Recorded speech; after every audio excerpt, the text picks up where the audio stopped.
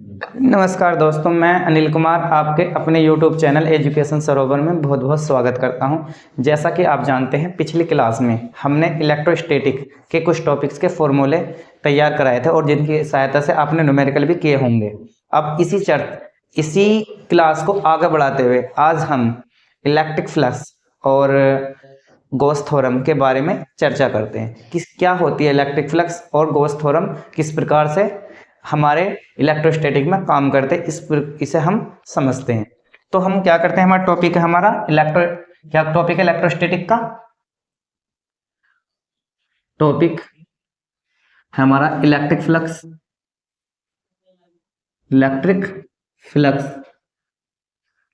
And Gauss's theorem. अगर हम बात करें हिंदी वालों के लिए, यानी हिंदी में इसकी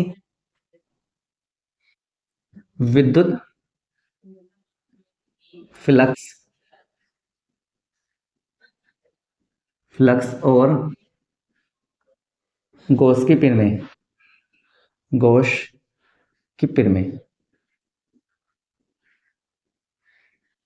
तो सबसे पहले हम इस चैप्टर को स्टार्ट करने से पहले हमारा पहला टॉपिक मतलब पहली टर्म है एरियल वेक्टर, यानी क्षेत्रफल सदिश,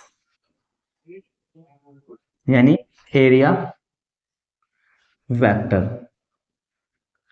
किसी भी क्षेत्रफल को सदिश रूप से दर्शाना, यानी सदिश यानी वेक्टर रूप में रिप्रेजेंट करना, आपका क्षेत्रफल सदिश या एरिया वेक्टर कहलाता है। जैसा कि अगर मैं आपसे बात करूं, ये आपका सरफेस है, यानी इसका एरिया क्या हो सकता है आपका ds हो सकता, यानी s हो सकता, ठीक है। और इसकी डायरेक्शन क्या होगी ऊपर की तरफ, यानी कहने का मतलब मेरा ये है, जैसे आपके पास ये हैंड है, तो हैंड के अगर मैं इस देखो आपका ये मेरा हैंड है, तो इसका जो डायरेक्शन है ऊपर के परपेंडिकुलर है, तो इस डायरेक्शन को दर्शाने के लिए हमारी कौन सी क्या लगाएंगे, परपेंडिकुलर वेक्टर। क्या लगाएंगे? Perpendicular vector. ये होगा आपका परपेंडिकुलर वेक्टर, यानी कि लंबकोणीय इकाई, लंब कोणीय इकाई, लंबकोणीय इकाई यानी कह सकते हैं परपेंडिकुलर यूनिट वेक्टर, लंबकोणीय वेक्टर कह सकते हैं सदिश। क्या कह सकते हैं इसे? लंबकोणीय सदिश, यानी परपेंडिकुलर पेंडिकुलर कुलर वेक्टर, ठीक है। तो अगर हम इससे बात करें, होगा आपका ds, यानी s हो सकता, ठीक है। तो s इक्वल टू क्या होगा? यूनिट वेक्टर होगा। ये बात आपकी समझ में आई? यानी कि हम कह सकते हैं n equal to S vector, और ये होगा आपका इसका लंबकोणीय वेक्टर यानी यूनिट वेक्टर। समझ में आया? इस प्रकार प्रेजेंट करना किसी भी क्षेत्रफल को क्या कहलाता है? आपका क्षेत्रफल सदिश, ठीक है। और अब हम बात करेंगे इसके नेक्स्ट टर्म के इलेक्ट्रिक फ्लक्स, यानी विद्युत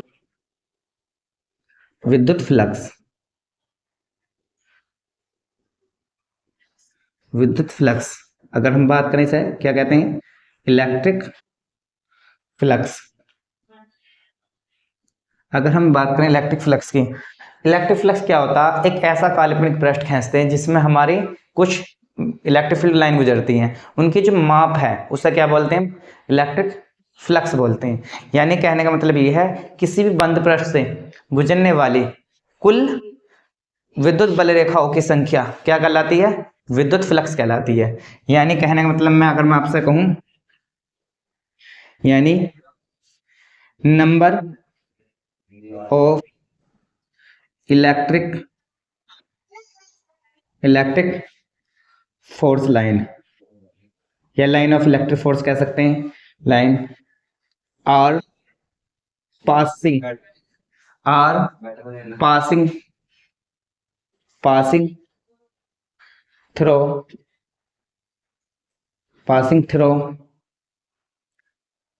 इन normal closed closed surface. Surface कहने का मतलब मेरा है, यानी कि अगर मैं बात करूं number of electric flux line को क्या बोलते हैं, यानी कि विद्युत बल रेखाओं की संख्या किसी पृष्ठ के, कैसा पृष्ठ होना चाहिए, काल्पनिक, काल्पनिक पृष्ठ से निकलने वाली लंबवत बल रेखाओं की, यानी पृष्ठ कैसा होना चाहिए, लंबवत, तो उससे निकलने वाली बल रेखाओं की संख्या क्या कहलाती है, विद्युत फ्लक्स। कहने का मतलब मेरा यह है, अगर मैं इसे हिंदी में बात करूं, किसी लंबवत, कह सकते हैं, या लंबवत रेखाओं की संख्या, लंबवत, किसी लंबवत बंद पृष्ठ से गुजरने वाली विद्युत बल रेखाओं की संख्या, रेखाओं की संख्या क्या कहलाती है आपकी, रेखाओं की संख्या क्या कहलाती है आपकी, विद्युत फ्लक्स। ये तो आ गया आपकी डेफिनेशन की बात, यानी कि अब हम बात करें से मैथमेटिकली, तो मैथमेटिकली कैसे समझते हैं, जैसे अगर मैं आपसे कहूं हम कैसा पृष्ठ खींचेंगे, काल्पनिक पृष्ठ खींच सकते हैं, कैसा पृष्ठ खींचेंगे, काल्पनिक, क्योंकि हमारे पास सबसे बड़ी बात तो ये है कि हमारी जो इलेक्ट्रिक फोर्स लाइन है वो होती है इमेजिनरी, यानी काल्पनिक होंगे, और वो काल्पनिक होंगे तो उसका पृष्ठ भी कैसा होगा आपका, काल्पनिक, यानी इमेजिनरी पार्ट में जितनी भी बल रेखाएं निकलेंगी लंबवत, तो क्या कहलाएंगे आपके, विद्युत फ्लक्स कहलाएंगे। तो ये बात आपके समझ में आई। अब हम इसे मैथमेटिकली कैसे रिप्रेजेंट करते हैं उसे दिखाता हूं मैं आपको। तो जैसा ये है आपकी, ये इलेक्ट्रिक फील्ड की लाइन की, ये इलेक्ट्रिक फोर्स लाइन है, यानी ई। अब अगर मैं बात करूं, ये आपका काल्पनिक पृष्ठ है, तो इससे कितनी निकलनी है, अगर इस काल्पनिक पृष्ठ की बात करो तो एस कह सकते हैं, क्या कह सकते हैं, एस। तो इलेक्ट्रिक फ्लक्स को प्रेजेंट करते हैं फाई ई से, तो क्या होगा आपका ई इंटू एस। अगर मैं इसे ओपन करता हूं तो ये कौन सा प्रोडक्ट है, ये आपका डॉट प्रोडक्ट या स्केलर प्रोडक्ट, क्या है, डॉट प्रोडक्ट या स्केलर, तो ई एस कोस थीटा। ये बात आपके समय यह होगा आपका मैथमेटिकली रिप्रेजेंटेशन, किसका, मैथमेटिकल रिप्रेजेंटेशन होगा आपका इलेक्ट्रिक फ्लक्स का। अब डिपेंड किस पे करेगा, थीटा पे, किस पे डिपेंड करेगा, थीटा पे। तो इसे मैं रफ कर देता हूं, आपको समझ गए होंगे। तो अगर मैं आपसे बात करूं कि ये पृष्ठ है और ये आपका, ये एरिया जो है आपका इससे एंगल थीटा बना रहा है, तो अगर मैं बात करूं थीटा की वैल्यू को, अगर मैं जीरो रखता हूं तो इलेक्ट्रिक फ्लक्स क्या हो जाएगा, E into S cos zero, और कोस जीरो की वैल्यू कितनी होती है, कोस जीरो की वैल्यू होती है 1, यानी इलेक्ट्रिक फ्लक्स क्या हो जाएगा आपका, ये हो जाएगा आपका मैक्सिमम, कैसे हो जाएगा, मैक्सिमम, तो ई इंटू एस। ठीक है। अगर मैं बात करता हूँ कोस 90, तो कोस 90 की वैल्यू कितनी होती है, जीरो, यानी थीटा इक्वल टू अगर मैं 90 रखता हूँ तो क्या हो जाएगा, इलेक्ट्रिक फ्लक्स जीरो। तो यानी कि इलेक्ट्रिक फील्ड लाइन, अगर फील्ड लाइन और एरिया की जो डायरेक्शन है अगर एक दूसरे के क्या है परपेंडिकुलर, तो इलेक्ट्रिक फ्लक्स क्या हो जाएगा आपका, जीरो। तो ये बात आपके समझ में आई। तो अगर मैं बात करें, तो अगर हम इसे एक बात को नोट कर सकते हैं, फाई ई, क्या कर सकते हैं, फाई ई पॉजिटिव किस केस पर होगा, अगर मैं बात करूं पॉजिटिव, पॉजिटिव कब होगा, यानी आपकी वैल्यू जीरो से, यानी थीटा की वैल्यू जीरो से लेकर 90 के इक्वल होगी, तो हमारे कैसे होगे, पॉजिटिव होगा, कैसा होगा, पॉजिटिव, यानी सॉरी ये क्या होगा, पॉजिटिव। जीरो कब होगा, जब थीटा की वैल्यू 90 होगी। अगर हम थीटा की वैल्यू 90, अगर हम नेगेटिव बात करें, नेगेटिव कैसा होगा, जब थीटा की वैल्यू कितनी होगी, 90 से और 180 के बीच क्या होगी, थीटा की वैल्यू नेगेटिव, तो आपका इलेक्ट्रिक फ्लक्स भी क्या होगा, आपका नेगेटिव। ये बात आपके समझ में आई, तो इसे आप नोट कर लीजिए। अब बात करते हैं सॉलिड एंगल की, किसकी बात करते हैं, सॉलिड एंगल की। तो नोट कर लिया आपने। अब मैं थोड़ा आपको स्केलर वेक्टर के बारे में थोड़ा समझा देता हूं, जिससे कि आपको क्वेश्चनों में आसानी हो जाए, ठीक है ना, रफ कर दूं इसे। तो एक्चुअल में आपने शायद 11th में पढ़ा होगा कि स्केलर और वेक्टर प्रोडक्ट क्या होता है। स्केलर जैसा आपके पास ए है, अगर 2i plus 3i 2i plus 3j plus 4k, यानी कोई आपका वेक्टर दिया हुआ इस फॉर्म में, यानी उसकी पोजीशन बताई हुई है कि 2 3 और 4 ये पोजीशन दिखाई हुई है, और b की पोजीशन दी हुई है। तो इसे कैसे लिखेंगे आप, यानी अगर मैं बात करूं आपसे, ये 2i दे दे और ये 5j और ये प्लस 6k ये दिया हुआ है।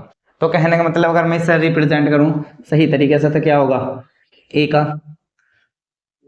ax i plus ay j plus az k, और b किस तरीके से दिया है, bx i plus by j और प्लस bz k दिया हुआ है।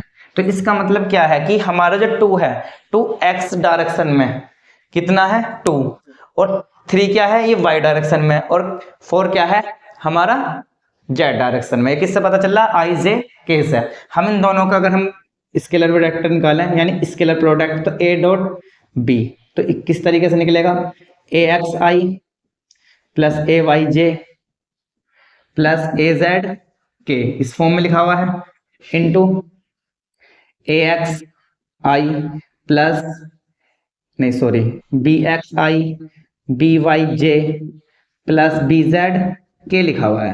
तो स्केलर प्रोडक्ट में आपने 11th क्लास में पढ़ा होगा i इंटू आई क्या होता, j इंटू जे, k इंटू के इक्वल टू क्या होता 1। और अगर इसके अलग डिफरेंट आ जाए, अगर लाइक हैं यानी कि सेम सेम है, आई जे आए जे जे आए या के आए, तो इनकी मल्टीप्लाई से क्या बनेगा आपका 1 आएगा। लेकिन अगर हम केस ऐसा हो जाता I dot J equal to J dot K और के डॉट आई, तो इसका मान हो जाएगा 0। तो इसी टर्म को अगर मैं आपसे कहूं तो a डॉट बी, देखो ए एक्स आई आई कब आएगा, इसके साथ आएगा बस आई, तो ए एक्स और बी एक्स कितना होगा, ए एक्स और बी एक्स क्या रहेगा आपका आई इंटू आई। ये बात समझ में आई, आई इंटू आई। लेकिन इसकी मल्टीप्लाई अगर मैं इसमें करता हूं तो यू जे है, देखो ये आई है और ये क्या है आपका जे, तो ये 0 हो जाएगा, ये इसके साथ जेड है ये भी 0 हो जाएगा। यानी इसकी मल्टीप्लाई अगर मैं इसमें करता हूं इससे भी 0, इसमें करता हूं इससे भी 0, क्योंकि जे और के आ गया। अब फिर बात करता हूं ए वाई की, बी एक्स में करता हूं 0, ए वाई की किसमें करूंगा बी वाई में, तो plus B Y A Y J into जे, तो प्लस इसी तरीके से ए जेड इंटू बी जेड के इंटू के, और बाकी सब क्या हो जाएंगे आपके 0। तो इनका क्या हो जाएगा A X B X B Y A Y plus A Z B Z. इस तरीके से क्या होता है इसका डॉट प्रोडक्ट होता है। ये बात समझ में आ गई। अब इसकी ही इसी प्रकार से ऐसे करेंगे, तो ये किसकी वैल्यू है ए एक्स की, ये ए वाई की, ये ए जेड की, ये बी एक्स की, ये बी वाई की और ये बी जेड की। तो इसका वैल्यू क्या आएगा अगर मैं मल्टीप्लाई करके लिखूं, 2 multiply 2 plus 3 multiply 5 plus 4 multiply by 6। इसका मतलब आई की आई वाले में, जे की जे वाले में, के की के वाले में। तो इसका मतलब ए डॉट बी क्या आ जाएगा आपका, इस प्रकार से हम डॉट प्रोडक्ट निकालेंगे, कितना आ जाएगा 4 कितना होगा प्लस 15 प्लस 24। ये बात आपके समझ में आई, यानी कितना हो गया 43 हो गया, ये आपका 43 यूनिट हो गया। ये बात आपके समझ में आई, इससे आप नोट कर लीजिए। अब बात करते हैं फ्लक्स के बारे में, किसके, फ्लक्स की यूनिट के बारे में। रफ कर दिया,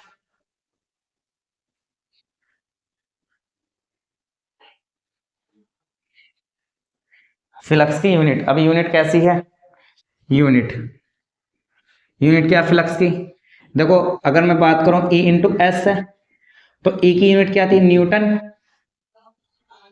न्यूटन यानी इसकी मात्रक, यूनिट मतलब मात्रक, यानी किसमें से मेजरमेंट करते हैं, न्यूटन पर बटे कूलम, ठीक, यानी कि न्यूटन कूलम। और एरिया की यूनिट क्या है मीटर स्क्वायर, यानी मीटर स्क्वायर, ठीक। तो क्या हो जाएगी यूनिट न्यूटन मीटर स्क्वायर पर कूलाम। ये किसकी यूनिट होगी आपकी? ये होगी आपकी फ्लक्स की, यानी ई की, फाई की यूनिट होगी।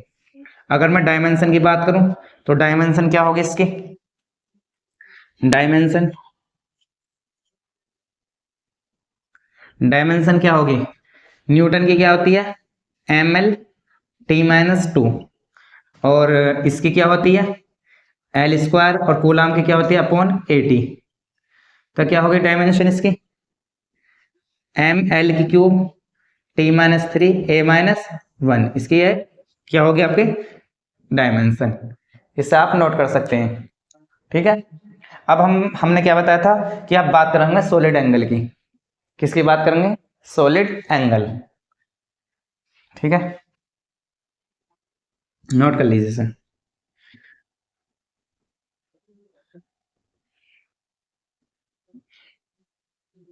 सॉलिड एंगल, सॉलिड एंगल यानी कह सकते हैं घनकोण। देखो घनकोण, अगर हम बात करें एंगल की, एंगल क्या होता है? The ratio of arc upon radius, यानी किसी भी साइड, किसी भी एंगल की जो डेफिनेशन ये थी, एंगल इक्वल टू होता है उसका चाप बटे त्रिज्या। अगर मैं बात करूं 2D बात की, किसकी? 2 डायमेंशनल में, तो आप जानते हैं कि ये आपका 2D में क्या है? आपका सर्किल है। अगर सर्किल पे अगर ये सेंटर है तो ये आपका अगर एंगल आपको फॉर्म करना है तो ये आपका थीटा, तो किसके अकॉर्डिंग हो रहा है? चाप के। और ये क्या आपके? रेडियस। तो थीटा इक्वल टू होता है आपका, इसे डेल्टा एस मानेंगे तो क्या होगा? डेल्टा एस अपॉन आर, ये होगा आपका थीटा। लेकिन हम कौन सा, ये कौन सा है?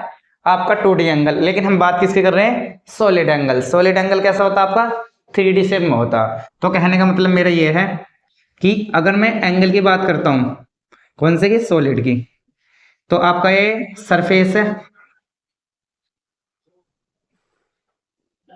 तो क्या होगा? ये आपका जो एरिया, ये जो बनना है, ये जैसा, तो उसके अनुसार जो बनना, अगर इसका सरफेस एस है, क्या है? एस कह सकते हैं या डी एस कह सकते हैं, चलो डी एस है, तो ये क्या है आपका? D omega. तो ये होगा आपका सॉलिड एंगल। इसे कैसे प्रेजेंट करते हैं? ओमेगा से। तो देखो D S upon R square, ये क्या आपका सॉलिड एंगल होगा। कैसा होगा? Solid angle. लेकिन कैसा? कि अगर इसका यूनिट वेक्टर एन है, ठीक है ना। अगर ये हमारा ओब्लिक हो, ओब्लिक का मतलब क्या है? यानी कि पृष्ठ हमारा कैसा हो? तिरछा। अगर इसे हम सही कर लें इस तरीके से, तो क्या एंगल बनेगा? थीटा। तो क्या हो जाएगा? D omega equal to D S cos theta upon R square हो जाएगा।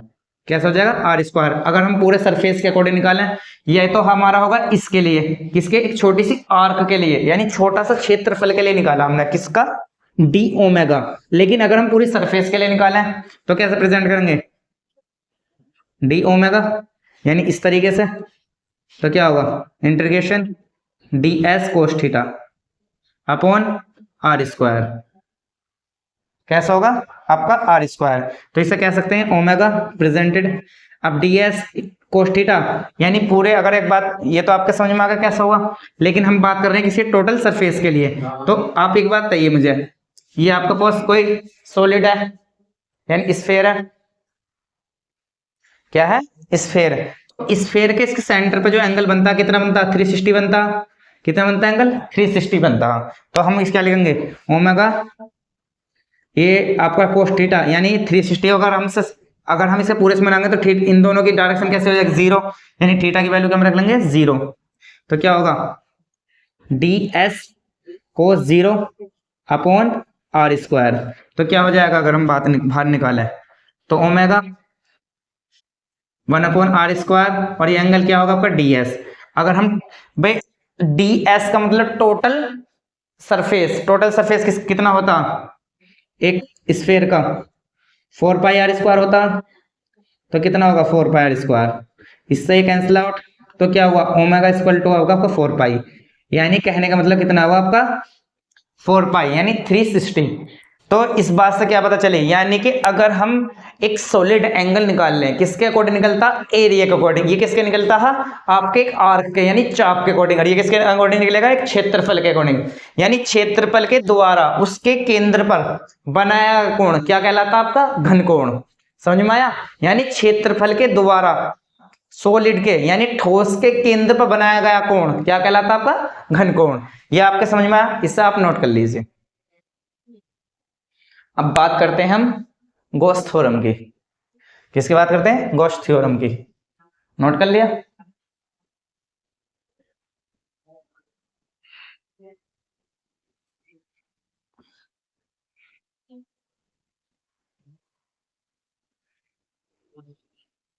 देखो गॉस थ्योरम क्या बताती है? गॉस थ्योरम क्या है? गॉस की पिरमें एक्चुअल में होती क्या चीज है? यानी कि किसी भी काल्पनिक पृष्ठ से गुजरने वाला विद्युत फ्लक्स उसके अंदर उपस्थित चार्ज का 1/ε0 गुना होता है। यानी कि कहने का मतलब मेरा ये है, अगर कोई आप काल्पनिक पृष्ठ ले रहे हैं, उसके अंदर जितनी भी इलेक्ट्रिक फील्ड लाइन निकल रही हैं, तो उनकी जो संख्या है वो किसके इक्वल होगी? उसके चार्ज के Q/ε0 के गुना होती है। ठीक है, यानी कि कहने का मतलब मेरा ये है। अब इसे हम डेफिनेशन समझते हैं। यानी आपका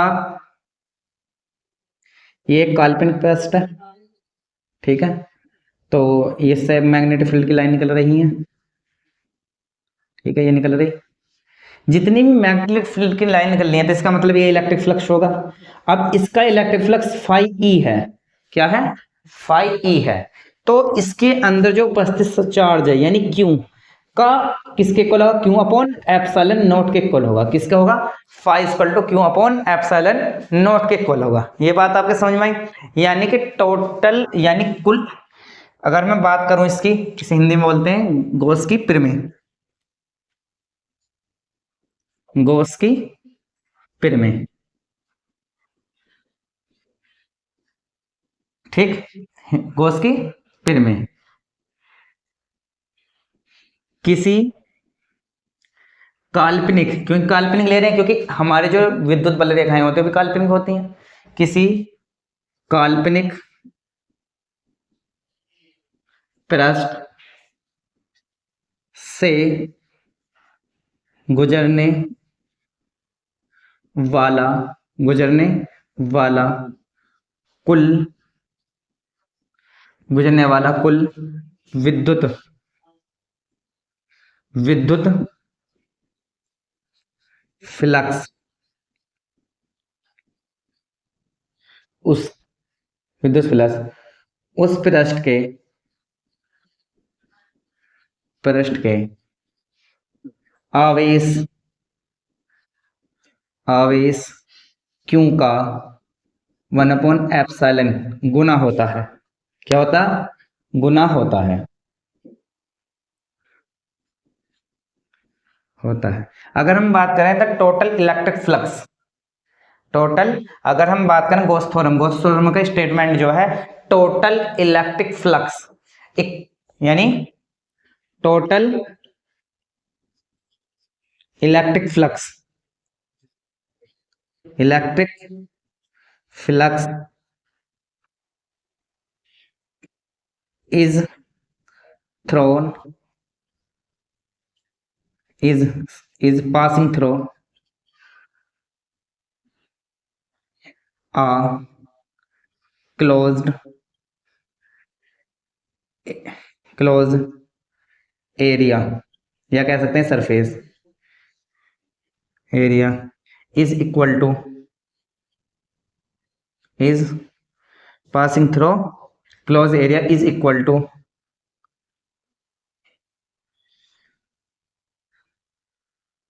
Q 1/ε times of charge Q. कहने का मतलब यह है कि टोटल जो इतना भी इलेक्ट्रिक फ्लक्स है किसी भी काल्पनिक पृष्ठ से गुजर रहा है तो उसके अंदर जो चार्ज है उसका 1/ε0 गुना होता है। यानी कहने का मतलब मेरे ये है कि D phi E equal to क्या होगा आपका? E D S. अगर हम बात करें टोटल की तो फाई ई हो जाएगा, तो क्या होगा आपका? Q upon epsilon not.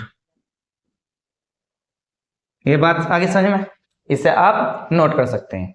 ठीक है, ये तो बात आपके समझ में आ गई। अगर हम इसकी दूसरी डेफिनेशन की बात करें तो दूसरी डेफिनेशन क्या बन सकती है? देखो,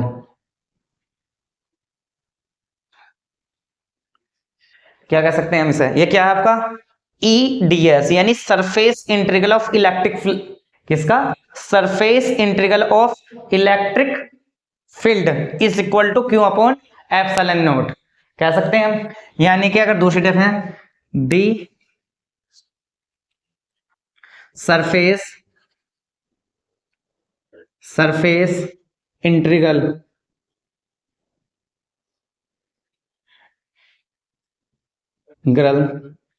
ऑफ इलेक्ट्रिक इंटीग्रल, क्या बोल सकते हैं इसे, integral of electric field is equal to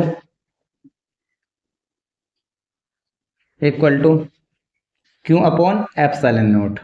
ये भी बात आपकी डेफिनेशन बन सकती है। यानी किसी का भी क्षेत्रफल समाकल उसकी Q बटे एप्सिलॉन नॉट का गुना होता, किसके होता, एप्सिलॉन नॉट के किसके गुना होता, Q के।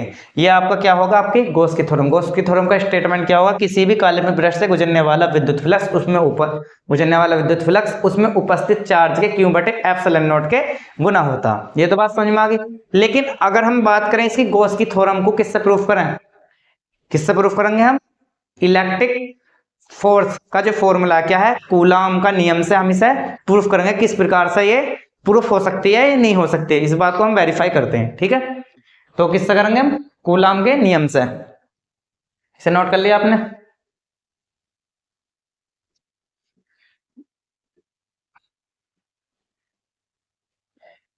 यानी कि अब हम प्रूफ करते हैं कूलाम के नियम से गॉस के नियम को। ये आपका कोई एक एरिया होगा, ठीक है, इसका सरफेस होगा S, और अगर हम बात करें इसका सेंटर है आपका O, और इससे हमने एक यूनिट एरिया मान लिया, इसकी डायरेक्शन होगी D, और यह होगा इलेक्ट्रिक फील्ड E, और एंगल बनेगा आपका थीटा। ये बात समझ में आई। और इस पर चार्ज रखा हुआ Q, और ये हो गया आपकी R। ये बात आपके समझ में आई। अब हम बात करते हैं इलेक्ट्रिक फ्लक्स की। इलेक्ट्रिक फ्लक्स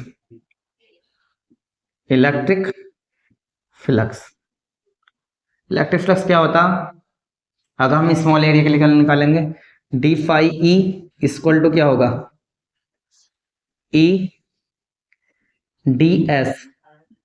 अगर हम इसे सही से करें तो क्या होगा, ई डी एस क्या हो जाएगा, कोस थीटा। ये बात आपके समझ में, A D S cos theta. अब ये किसके लिए, इस एरियल एलिमेंट के लिए। ठीक, अगर हम टोटल सरफेस की बात करें, टोटल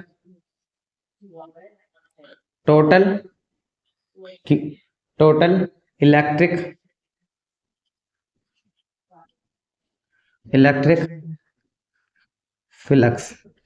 फ्लक्स क्या होगा, phi E equal to D phi E क्या होगा आपका, E D S cos theta. ये तो बात जानते हैं आप। तो फाई ई इक्वल टू क्या हो जाएगा, ई बाहर निकल जाएगा आपका, डी एस कोस थीटा। क्या होगा, डी एस कोस थीटा। और हम जानते हैं कूलाम के नियम से, अकॉर्डिंग टू कूलाम का नियम क्या कहता है, ई इक्वल टू होता है आपका 4 pi epsilon 0 Q upon R square. ये तो होता, यानी E equal to 4 pi epsilon 0 Q upon R square. तो हम क्या लेंगे, फाई ई 4 पाई एप्सिलॉन 0, अब 1 अपॉन यानी Q upon R square integration D S cos theta.